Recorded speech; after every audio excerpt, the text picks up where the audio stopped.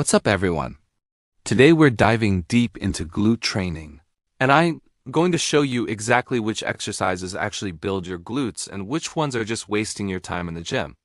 By the end of this video, you'll know exactly what to include in your glute workouts and what to avoid. So make sure you watch till the very end because I am going to give you the complete breakdown with proper form cues that will transform your training. Let's start with why glutes matter so much.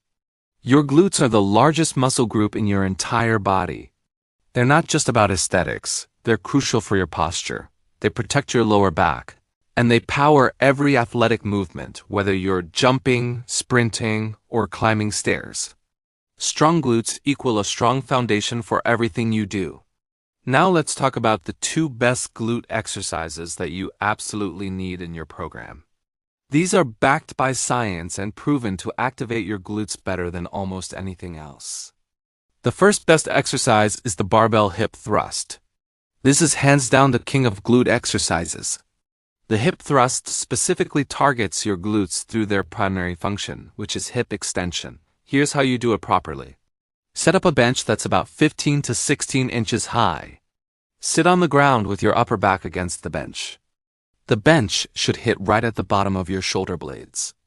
Roll a barbell over your legs and position it right in the crease of your hips. Use a pad or towel to protect your hip bones because this will get uncomfortable with heavy weight. Now here's the critical part that most people get wrong. Before you lift, tuck your chin slightly. Don't look up at the ceiling because that hyperextends your spine. Plant your feet flat on the ground about shoulder width apart, maybe slightly wider. Your shins should be vertical at the top of the movement, so you might need to adjust your foot position. Drive through your heels and squeeze your glutes hard to lift the bar up. At the top position, your body should form a straight line from your shoulders to your knees. Your shins should be perpendicular to the floor. The most important cue here is the squeeze at the top. When you reach the top, pause for a full second and contract your glutes as hard as you possibly can. Imagine you're trying to crack a walnut between your butt cheeks. I know that sounds weird, but that mental cue works incredibly well. Don't overextend your lower back at the top. The movement should come from your hips, not from arching your spine. Lower the weight back down with control. Let your hips drop below the level of your knees, and that's 1 rep. Start with just the bar to master the form. Once you're comfortable, progressively add weight. This exercise allows you to load heavy, and that's where the magic happens. Your glutes respond incredibly well to heavy loading. Aim for 3 to 4 sets of 8 to 12 reps with challenging weight. The second best exercise is the Bulgarian split squat. This is a unilateral exercise, meaning you work one leg at a time, and it's absolutely phenomenal for glute development. The Bulgarian split squat not only builds your glutes, but also helps fix muscle imbalances between your left and right side. Here's the setup. Find a bench or platform that's about knee height. Stand about 2 feet in front of it facing away. Reach one leg back and place the top of your foot on the bench. Your front foot should be far enough forward that when you descend, your front knee doesn't go way past your toes.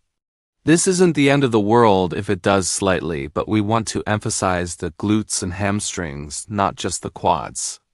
Now here's the technique that makes this a glute exercise instead of just a quad exercise.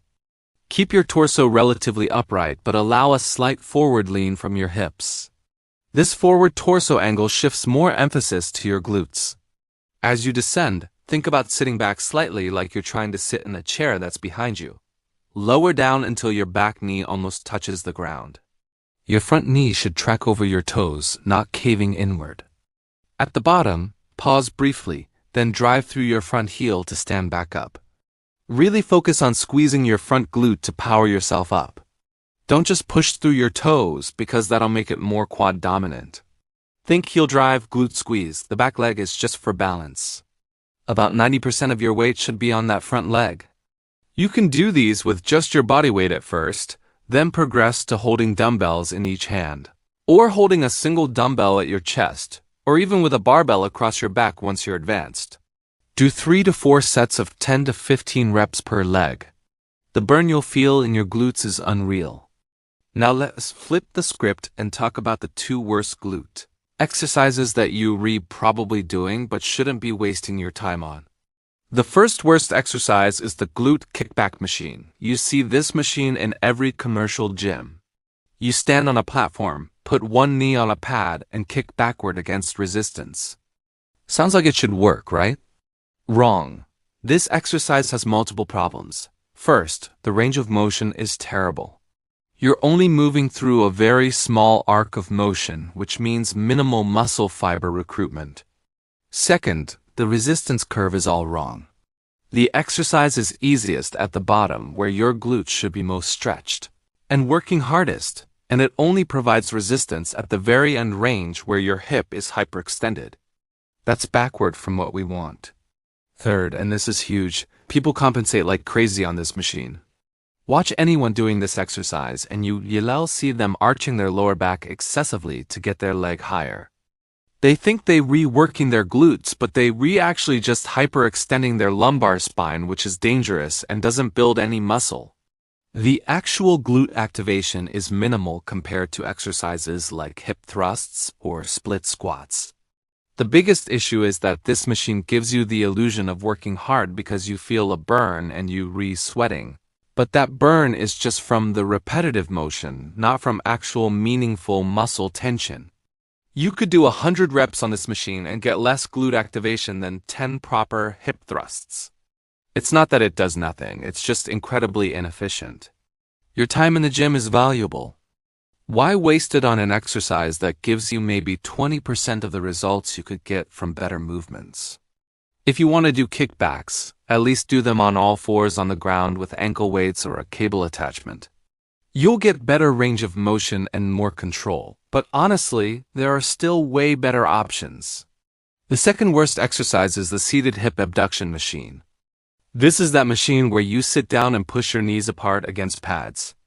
Every gym has one and it's always occupied, but it's one of the most misunderstood pieces of equipment. Here's the problem. People think this machine works their glutes because they feel their outer hips burning. But that burn is coming from a small muscle called the tensor fasciae lata or TFL, not from your glute maximus, which is the big meaty muscle that actually gives you that shape and strength. The glute medius and minimus do get some work, but you're primarily just working a small hip muscle. The seated position is another huge issue. When you're sitting, your hips are flexed, and in this position your glutes are mechanically disadvantaged. They can't produce force effectively. You're basically taking your glutes out of the equation before you even start the exercise. Also, this machine doesn't replicate any functional movement pattern. When in real life do you sit down and push your knees apart against resistance? Never. Compare that to split squats or hip thrusts, which mimic movements you do every day like walking upstairs, standing up from a chair, or running.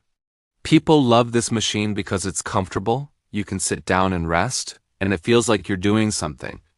But feeling like you're working and actually building muscle are two very different things. If you want to work your glute medius and improve hip stability, do lateral band walks, single leg deadlifts, or side-lying hip abductions. These exercises actually challenge your glutes in functional positions. So let me wrap this up for you. Focus your glute training on compound movements that allow you to load heavy and move through a full range of motion. Hip thrusts and Bulgarian split squats should be staples in your program. These exercises provide maximum muscle tension. They're progressive, meaning you can keep adding weight as you get stronger, and they work your glutes through their primary functions. Avoid wasting time on machines that provide minimal resistance, poor range of motion, and encourage compensation patterns. Your glutes are powerful muscles that need to be challenged properly. Treat them with respect and train them intelligently. If you implement these changes in your training, I guarantee you'll see better results in less time. Your glutes will get stronger, you'll reduce your injury risk, and yes, you'll build that shape you're after. Now get out there and train smart.